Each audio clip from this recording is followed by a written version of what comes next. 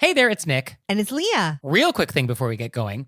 Please subscribe to our show and follow it. In whatever platform you're listening to us on. Yes, whatever app you're using right now, there's probably a plus button or a little bell or it says subscribe. Well, tap that, please. Just a quick little, and it makes such a big difference for us. We would really appreciate it. We really would. So please do that, and thank you. Thank you. And now, let's start the show. Yay! Hey everybody, it's Nick Layton. And I'm Leah Bonema. And we had so many great questions from you all in the wilderness Ow! that we have a bonus episode. So here we go. Our first question is, quote, I have a friend who recently moved to a new apartment in New York and created a housewarming registry. For various reasons, she didn't throw a housewarming party. She simply emailed people asking them to help celebrate her move by getting her a gift. While she included close friends who would have gotten her a gift anyway, she also emailed anyone whose wedding or baby shower she has attended over the years, including people she hasn't spoken to in close to a decade. Her rationale is that she has spent thousands and thousands of dollars celebrating people's weddings and babies, and she doesn't see how she will ever recoup any of those costs in the same way. For context, she has been single for a long time and says she doesn't want any kids, so she sees this as her only opportunity to get something in return. I get the unfairness of the fact that major life celebrations are traditionally centered around things like marriage and parenthood, while great solo accomplishments do not get as much attention. And there's a whole Sex and the City episode where Samantha complains about this exact thing. And while it is lovely to attend these events, they do add up. So I do understand why it's irksome to always be the giver and never the receiver. But I get the feeling that sending a housewarming registry to dozens of people, some of whom were contacted completely out of the blue and aren't even close enough with her anymore to even know that she moved, is tacky and aggressive. Thoughts? I have many levels of thoughts on this. Oh, I have lots of levels. Yeah. I have lots of levels. Mm-hmm. Yep, I have thoughts. Did you want to go first? Oh, yeah. This is tacky. Mm-hmm. Actually, I have one level. That's kind of my level. Yeah, I think I just have one level here. I think if I received this and I hadn't seen this person in a decade, I would think, wow, you have some nerve. And I think anytime your feeling about something is, wow, you have some nerve, that is generally a good sign that an etiquette crime has been committed. So yeah, she's got some nerve, basically explicitly asking people to give her goods. Yeah, that's tacky. I do think the idea of like recouping from friends. Recouping? Yeah, that's a very financy word. Yeah, strong word choices, because I don't think we think of giving things to people as that kind of, I did this and now you owe me. Yes, this person definitely feels like her relationships are a ledger. It's an Excel spreadsheet with credits and debits, and we're kind of keeping track. And that's a dangerous thing when it comes to etiquette.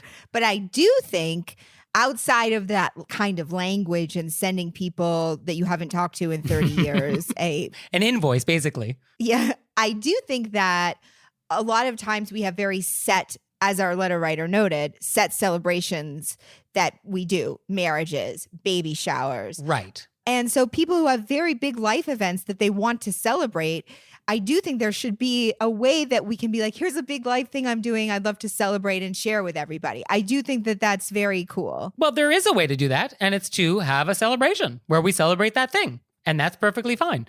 If I have a new house and I want to invite people over to celebrate this with me, I'm free to do that. I pay for that event myself. I make sure all my guests are comfortable with food and drink and happiness, and that's great. And if my guests wanted to bring a gift, they can. They're not obligated to do so, and that's fine. But we can still celebrate that accomplishment. I think the problem is that we are associating celebration with receiving goods and services. And so that's where we get into trouble, when like celebration equals gift, and that's not actually true.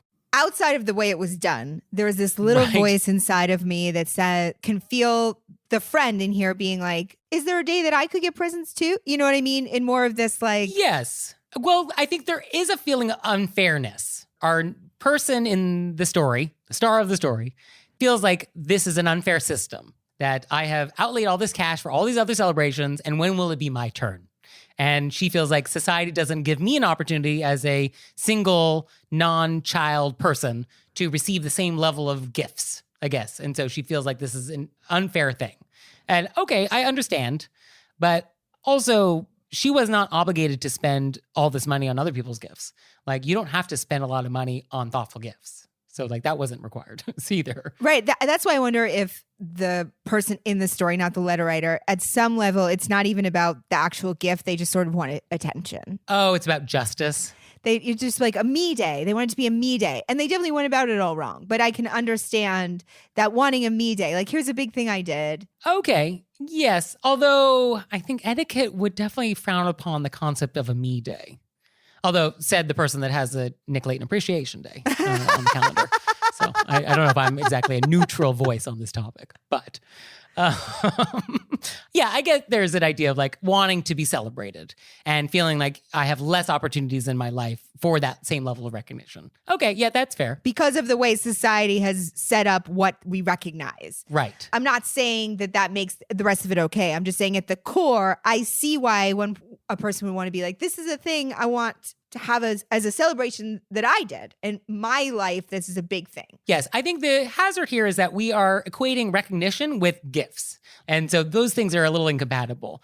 Like basically sending a announcement that I moved, that would be one thing. Sending a request for goods is tacky. And I think anytime you actually specifically ask people to buy you things, this is always tacky. Like even in a wedding, it's a little tacky to be like, here's a list of things you should buy me. Like the registries are a little tacky in that way. So I think we always want to avoid that. There is the pageantry that we need in the wedding, which is like, yes, you do buy a wedding gift if you go to a wedding, but you're not explicitly demanded to bring the gift. Like there's just that sort of unspoken rule, which is etiquette. And so by explicitly telling people to buy you things, and I'm not even going to have a party, I'm just going to send you a link. It's tacky. Yeah, at the end of the day, it's tacky. But I get it. Yeah, I get it. I get it. But yes, I think it's tacky and aggressive and it shouldn't be done. But also, I'll buy you a present. Good for you, moving. It's horrible and hard. Yes. And I think your close friends, which is the people you want anyway to be celebrating this with you, they're going to get you a gift and that's great. The move here, if that was a little bit of a mistake, was the wider list. Yeah. To send the invoice. Makes me laugh. Because it is, and I know it is tacky and aggressive, but it is very funny in many levels where she's like, I've been to y'all's baby stuff and your marriages, and here's me. I mean, it's like that lady who started reading when people just do something kind of wild and you're like, I'm impressed. Right? I'm impressed. You know what I mean? Like that's a bold move and I respect you for it. Yeah, that's what it is. It's the boldness. Like if I had not seen this person in a decade and I got an email which was like, I went to your wedding, I bought you a gravy boat, I'm never going to get married, I'm not going to have kids, but I just got a house and here's the registry link. You know what? I would buy you a gift then. It's so true. If it was worded like that, I would be It was worded exactly like that. It'd be like, I'm never going to have kids. I'm not going to get married. I just bought a house. Here's the registry link. Thank you so much. You know what? Slow clap. I'm going to give you a slow clap for that. And I'm going to go to the registry. I'm going to buy you the mixer. Yep, I'm going to do it. Yes. If it was worded like that, though, too, I would be like, I would almost have to high five them. I'd be like, wow. Yeah. It would be pretty wonderful. Yeah. So I think if you're going to do this, go all in. Don't pretend that you're doing something that's good etiquette. Yeah. That's actually probably the problem. She feels like this is her only opportunity. And so she thinks it's sort of like, oh, this is an etiquette approved opportunity to get gifts. And it's like, oh, it's not. Yeah, I'm going to slide it in. Yeah. No, you can't slide into this sort of present DM. No, you just got to be real bold about it if you're going to go there. You got to own what you're doing. Yeah, own it. In which case, KitchenAid's on its way. Oh, KitchenAid's so nice. So our next question is, quote, is it rude to add ice cubes to your wine? I just wrote like a lot of ha-ha-has after that. Okay, why? I don't think it's rude. I think it's some people like ice cubes in their wine, and it's always very funny when it happens. Yeah, I mean, I think there are a lot of thoughts on this. I mean, I think it kind of depends on who you ask and where you are. I only think it's funny because some people are so against it, and then some people just always do it, that to see the people who are like so against it get upset by those who do it, and you're just like, they're just putting an ice cube in it. Yeah, I mean, this is not the worst thing in the world, right? Like in general, my first thought was that wine is about enjoyment. And so at the end of the day, if this is how you enjoy this beverage, then have at it. Like no harm, no foul. I think it should be said, though, that when you add ice to wine, you are diluting it. And so much about the experience of wine drinking is the aroma and the taste and all that. And so, like, if this is a nice wine, then you're kind of losing some of the things that are making this nice wine sort of nice. So it's kind of like, a Kobe beef well done with ketchup all over it. Like, it's kind of a waste of that thing. But if that's how you like your steak, then like have it well done, have at it. But I think that's where people are kind of coming at this from. Right. Also, some people are diluting it on purpose because they want less alcohol, or they get drunk quickly, or they actually like very cold wine. And I think no big deal. Yeah, I mean, I think on a hot day, you're sitting poolside at Soho House with a glass of rosé with ice in it, like, have at it. Have at it. I think people do get judgy with people who put ice cubes in their wine. It's like, just let them put ice cubes in their wine. Yeah, well, there's also a lot of judgment around alcoholic beverages in general. Like, what do you order at a bar? Like, what's your beverage? You know, a lot of shame around drinking Cosmos today. You know, it's still a good drink, I guess, on some level. Yeah, it's like, let people enjoy what they enjoy. Yeah, like, what's it to you? Like, it doesn't affect your life. You know, so if you want to put ice cubes in your rosé, like, have at it. Have at it. That's exactly what it is. What's it to you? What's it to you? And it should be noted that there are actually like wines specifically designed now to be drunk on ice. Moet, they actually have a whole champagne line designed to be on ice. So that's a thing. That's very fun. Oh, and speaking of Moet, can I just sidebar? So you do say the T. It's Moet. He was Dutch. He wasn't French. So the correct pronunciation is Moet. My guess is that Nick just helped out 75% of us. However, you do not have permission to make a big show of that at your next cocktail party. So I'm giving you that information, but you're not allowed to correct people if they say it wrong. Well, I mean... But then as long as we're talking about champagne names, Taittinger, it's not Tattinger. And it's not Bollinger, it's Boulanger. I'm pretty sure I've actually said Tangiers. Oh, I hope you're not getting champagne from there. You're getting ripped off. So back to the original question. Is it rude? No, I guess it's not rude. I mean, I think if I was hosting a party and I served you wine and you put ice in it, it would catch my eye in terms of like, oh, am I serving you something that's not drinkable or incorrect or too warm? But then I'd be like, no, of course I'm not doing that. So you just like it this way. Yeah, some people just like it that way. And I think we should not make people feel weird for how they like things. Yeah. And I think when it comes to wine, it's never wrong if that's how you like it and you're making a deliberate choice. Yeah. So that's that. And now it's time for Intermezzo. Intermezzo. So this episode is brought to you by HelloFresh. And with HelloFresh, you get farm fresh, pre-proportioned ingredients and seasonal recipes delivered right to your doorstep. And by the way, HelloFresh now owns every plate. So we love both. So you can skip the trips to the grocery store and count on HelloFresh to make home cooking easy, fun, and affordable. That's why HelloFresh is America's #1 meal kit. What I love about HelloFresh is that they have multiple meal plan choices. I love meal plan choices. I went with Fit and Wholesome because I'm wholesome. So our boxes are arriving soon, and we're going to report back. We're going to let you know how it went. We're very excited. And for you out there, go to HelloFresh.com/RBWFree and use code RBWFree for free breakfast for life. One breakfast item per box while subscription is active. That's free breakfast for life at HelloFresh.com/RBWFree with code RBWFree. And now it's time for Intermezzo. Intermezzo. Did you know we have merchandise? No. Leah, you didn't? Well, it's true. There's mugs, there's tote bags, there's t-shirts, there's pillows, there's stationery, custom stationery, boxes of stationery, all sorts of great stuff. So go to our website and check it out. And we're always adding to the pillow collection. Yes, anytime something comes up on our show, which is like, put that on a pillow, we do. So check it out. So our next question is, quote, at the gym, should we wipe down equipment before or after using? I thought after, since you're leaving it ready for the next person, but not everyone seems to think so.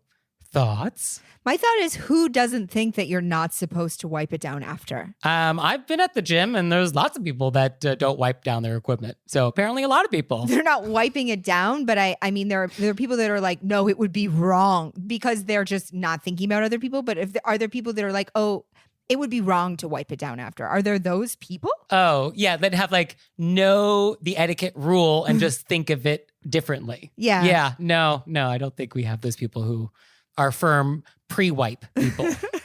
I do a pre and a post. For sure, yes. Because I have been in the gym and I see that people don't wipe it down. So I have no assurance that this bench is clean. Yes. But absolutely after. Yeah, definitely after is definitely courteous. And I guess it depends on probably what I'm doing on the bench. Like if I'm just sitting on the bench, I may not wipe it down before I use it. If I'm leaning on the bench with my head against it, then I'm definitely going to wipe it down first. Yeah. Yeah. So that's the answer there. Also, if you're going to wipe down a bench, wipe it down. I see people that take the disinfectant wipe and like hover over the bench like it's Reiki. No. If you're going to wipe the bench, wipe the bench. Get in there. Make sure it's actually clean. Agreed. Wipe it. Wipe it. So our next question is, quote, I am a law student whose current boss so wonderfully went out of her way to help me get a great job over the summer. She sent out my resume, emailed her friends, overall just really went to bat for me. I want to thank her, but I'm limited on funds and keep talking myself out of it. I was thinking of sending her something, but I don't know what's appropriate. And I keep swirling in the quote, she can just buy something better mess. If you have any advice on what's an appropriate gift, I'm in need. I feel like you probably have this anxiety sometimes. Oh, I absolutely have this anxiety. So I completely understand it. Obviously, this person, so lovely that they did this. Yes. And then you feel, oh, it's so lovely. I don't know how to say thank you. And just say thank you. Write a lovely note. And they know that you're a law student and they make more money. They're not expecting you to like buy them a house or a car. Right. Yes. A new car in exchange for a letter of recommendation seems a little extreme. Sure. Yeah, it's not something they could just buy themselves. It's just something heartfelt. Yeah.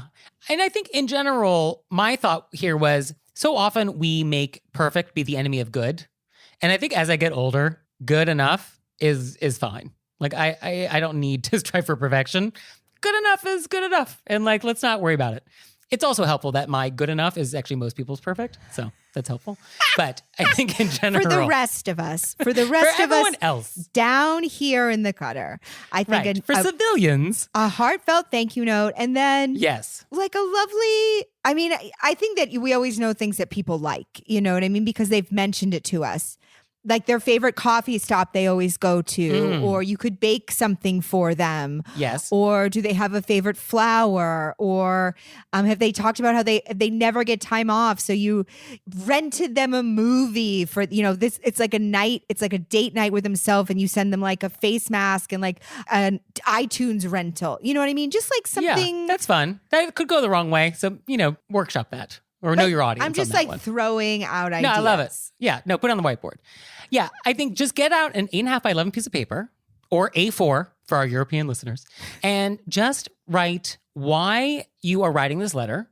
Like, why are you writing this letter? What did they do for you that you appreciate? And why do you appreciate it? And what did it mean to you? And I think that will be the best gift of all. I don't think you actually need to send a gift necessarily. Like, you can. You might buy them dinner. You might send them a bag of coffee from their favorite coffee place or the face mask thing, as previously mentioned. But I think just a letter, I think would be the most meaningful of all and would be the most appreciated. And letters like this don't get better the longer you wait. Just send it. Just send it today. Like before 5 o'clock. Just write it and send it. I absolutely agree with Nick. Yeah. I think the letter is the most important part. Yeah. And then if you feel like you should do a gift, make it just something thoughtful and little. It doesn't, it's just you're just showing. It's a token. Yeah, it's a token. Yeah. And I think we so try to do something that's sort of like too good. And it's like, don't worry about it. Just the thought that counts. And that's really true. Yeah. I absolutely agree with Nick. And I struggle with the same thing, the enemy, perfect and good enemies. That it's just like, get it out. Just get it out. Just get it done. Yeah. Because like not sending it, that's bad. That's definitively bad. So sending something is going to be better than that. Yeah. So just do that, please. And they did it because they clearly believe in you and are excited for you and want to do this. Yes. And so that's why the thank you note is the most important part. So don't disappoint them. No pressure on that. So our next thing is a vent. And it starts with, quote, I just needed to vent. So we recently decided to have a gathering to celebrate the conclusion of a special work project for me and my colleagues. One person in the group, we'll call him Chad, insisted on hosting and insisted on having the party start fairly late into the evening, which was super inconvenient to most everyone attending. Leading up to the event, it became increasingly clear that the only reason Chad wanted to host was because it was convenient for him and he didn't feel like leaving his house. And the only reason the event was so late was because he wanted it to start after his kids had been put to bed. While not our boss, Chad does have a close connection to all the upper level people in our organization. So we all felt like we had no choice but to just go along with this. Chad doesn't normally host our gatherings, so he expressed needing help with some of the details. He didn't have everyone's contact info, so one of us had to take charge of the invites. He didn't know where to start with the food, so one of us graciously gave him a caterer to contact. Then 2 days before the event, he says, "Oh, isn't it easier to just get delivery?" While certainly doable, it would have been a bit of a challenge since his house is a little outside most places' normal delivery zone. He also didn't have the apps to place the order, like DoorDash, Seamless, or Postmates, and he thought it was, quote, too complicated. So a colleague and I had to take over food duty and arrange delivery from 2 different places in order to feed a group this size. We also had to pay for it ourselves, even though Chad did agree to foot the bill beforehand since he was hosting. And he has yet to offer to reimburse us for what we spent. We also had to do the same thing for the beverage situation. So I just want to vent and say that if you insist on hosting, then please be courteous and responsible enough to handle the job, because in the end, the guests did all the work for him. And although at the party I enjoyed the time spent with everyone, I couldn't help but feel just annoyed the whole time. I mean, I started sweating halfway through it and I felt uncomfortable in my stomach. Instead of hosting, they should have been like, hey, can I not host? Can I do what the opposite of hosting is? Yeah, it's called being a guest. Yeah, no, the technical etiquette term here for Chad is bad person. That's the technical term. Oh, yeah. That's the dictionary definition. But yeah, if you're going to host, then host. And if you're not going to host, then don't host. But don't say you're going to host and then not host. It's like forced hosting. Yeah. We're doing this here. We're doing it on my timeline, but I'm not going to do any of it. Yeah. And actually, I'm going to also make you do all of it. Yes. So it's a potluck, but on my terms. Yeah, exactly. Like, what is this? In my parameters, you're doing it. Yeah. I mean, I definitely would think twice before going to any other parties that Chad hosts. Like, that's a thought.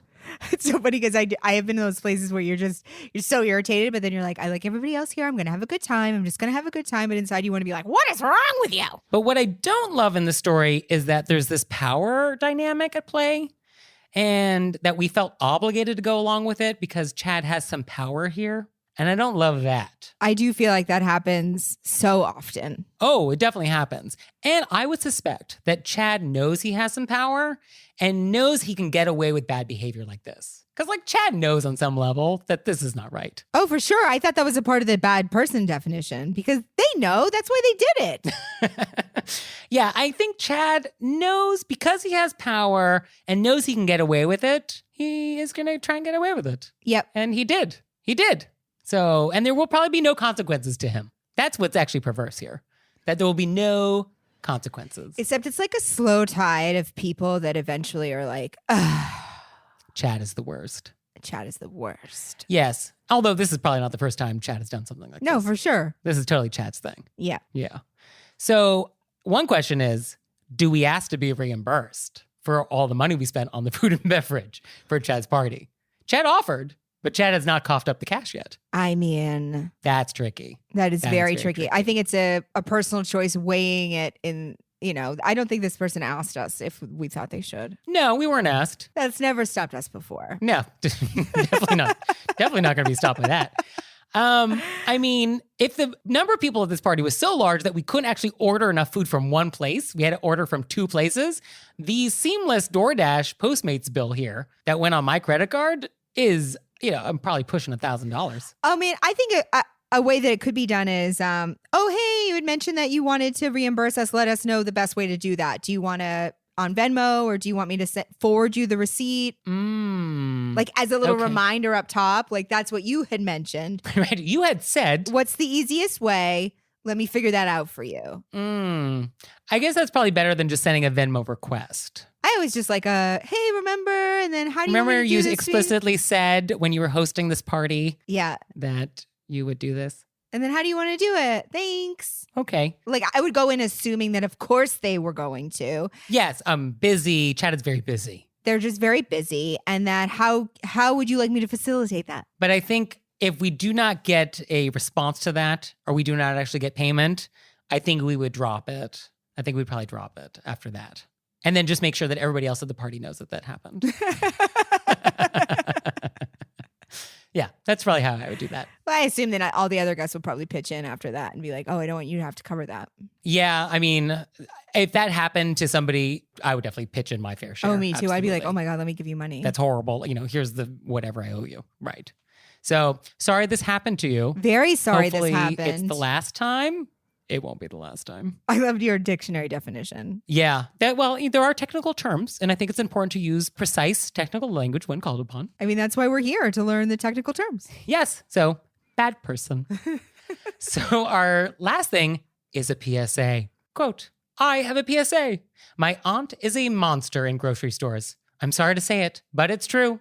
She has a habit of walking up to store workers or yelling to them from down the aisle and just loudly saying the name of the item she's looking for. For example, if she can't find the eggs, I would say, Hi, how are you? I'm good, thanks. Where would I find the eggs? Thank you. She just screams, Eggs! Eggs! She just screams, Eggs down the aisle at the poor employee and then heads off in the direction they tell her. Please do not do this, people. Treat workers like all humans. Treat all humans like humans. Just because you were raised by wolves doesn't mean everyone you meet is also an animal. It's such a funny visual, like this lady walking through the store being eggs, milk, right? bread. Right, just food words, just yelling food words down the aisle. Yeah. Don't do that. Yeah, I think that's true. Don't do that. I mean, how much of a problem is this in society, though? Are there a lot of people doing this, or is it just this one woman? I don't know. It gives me such a... I have never seen it. I have not witnessed this in the wild myself, but it's a good PSA that if this is something that you do, don't do it. Yeah. I also, for some reason, in my visual of her, I threw in a very big hat. Oh, you got hat from this? You know, she was just like, eggs. Oh, I see. Sort of exhausted. Sort of call for help. Like, I have the vapors. Yes. I need eggs. Vapors. Milk, where is it? Someone. Oh, I got more of a pantsuit vibe from this. Okay. But just a woman who's busy, she's got places to be. I don't have time to do complete sentences. We're going to go right to the point. I like both outfit Eggs. choices. They're both fun. I think it's because I just watched Sunset Boulevard, so everybody's very Norma Desmond. Oh, well, of course you've got gowns and staircases here. Absolutely. Eggs. Right. It's not the eggs that got small. It's the carton. So, do you have questions for us? Or a PSA? Or event? Let us know. We would love to hear it. We love them. So send them to us through our website, wereraisedbywolves.com, or you can leave us a voicemail or send us a text message or shout to us down the aisle. 267-CALL-RBW. And we'll see you next time. Bye. Bye.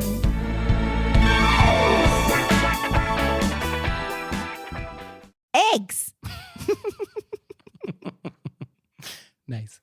I was also about to say eggs, so I appreciate you went for it. Oh, Leah, one more thing. What? Have you signed up for Patreon yet? I have. Me too. You out there, have you signed up for Patreon yet? No? Well, go to our website, wereraisedbywolves.com, click on monthly membership, check it out, because we would really appreciate it if you'd support our show. We love your support. We would. So please do that, and we'll see you next time. Bye. Bye.